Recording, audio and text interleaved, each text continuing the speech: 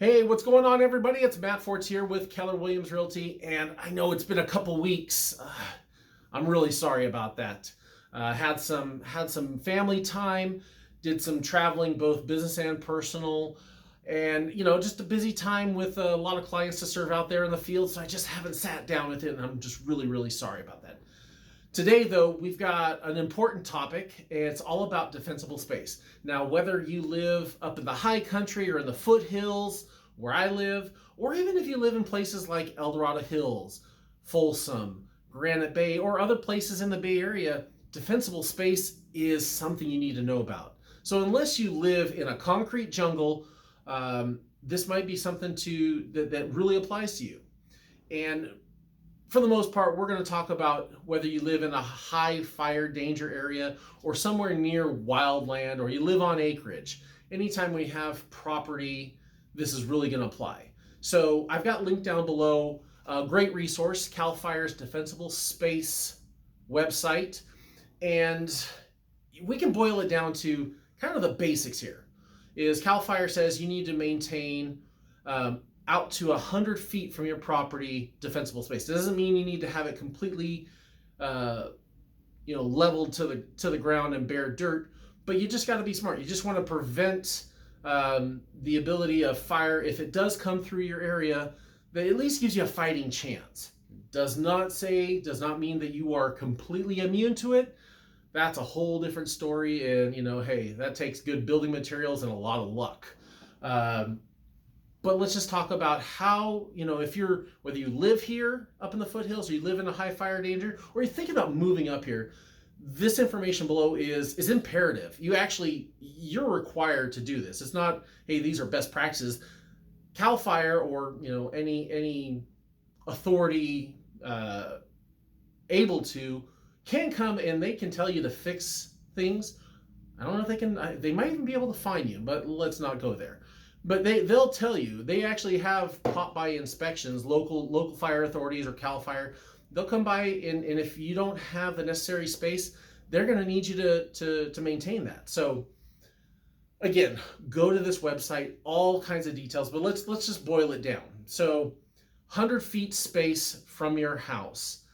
Obviously, the closer to the house, the more restrictive, and the farther out, you just need to maintain and keep what they call ladder fuels out of the way, because that's the thing we don't want. We don't want the fire getting up into the tops of the trees and allowing it to blow and spread and everything. Because if we can keep a fire down low, firefighters have a much better chance of taking care of it and it not turning into a major catastrophe. So okay, let's look at this. So they break it down into zones, as you'll see on the website. You got zone 0, zone 1, 2, and I think, is there a third? Yeah, zone 1, it goes up to 2.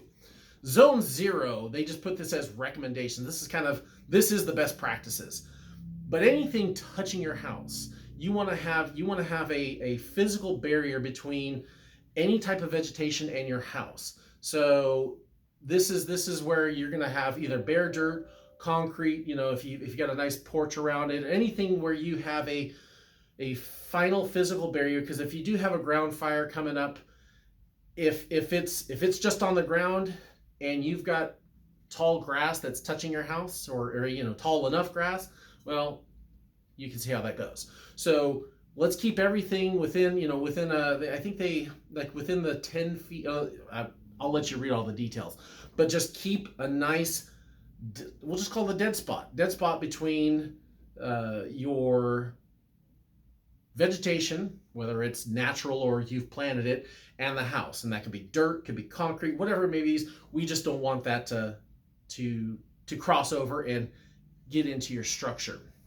Now, zone 1, this was the original stuff. I remember, because I've lived here long enough to know the original defensible space is what we call zone 1, and that's within 30 feet of the structure. And this is dead plants, grass, weeds, any dead and dry vegetation. This is where it's not so much bare dirt, but we don't want any kind of taller or any kind of dead vegetation, be it grass, be it brushes, be it piles of leaves, whatever it may be.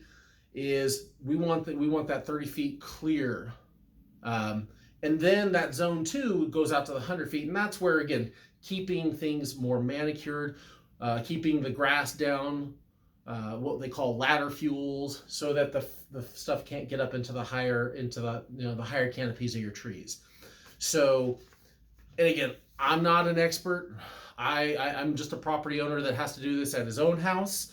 And there are definitely lots of experts. You can contact your local fire department or Cal Fire office if you're somewhere up here in any of the high fire danger areas, or even reach out to a number of various service providers, which I will have a follow-up video highlighting a couple of these great folks that do land clearing. And sometimes it's something as simple as hiring a guy to come weed eat the radius around your house. Sometimes it's a little bit more advanced, which my friend Roger from Bergman's Land and Brush Clearing, there's another video down below showing a little highlight of what he does. That's if you need to get a little bit bigger stuff done. He's got the awesome masticator. It's fun. It's like a kid in a candy shop to watch this kind of stuff. So anyways, take a look at it. If you have any questions about how that impacts your ability to buy or sell in the area, or any other questions about fire hardening or some of the new regulations coming out with respect to the real estate world and these increase in fires, give me a call. I'd be happy to talk to you anytime or refer you out to anybody that knows a heck of a lot more than me anytime. So otherwise, I want to wish you a happy Independence Day. Celebrate what makes us great, and that's freedom.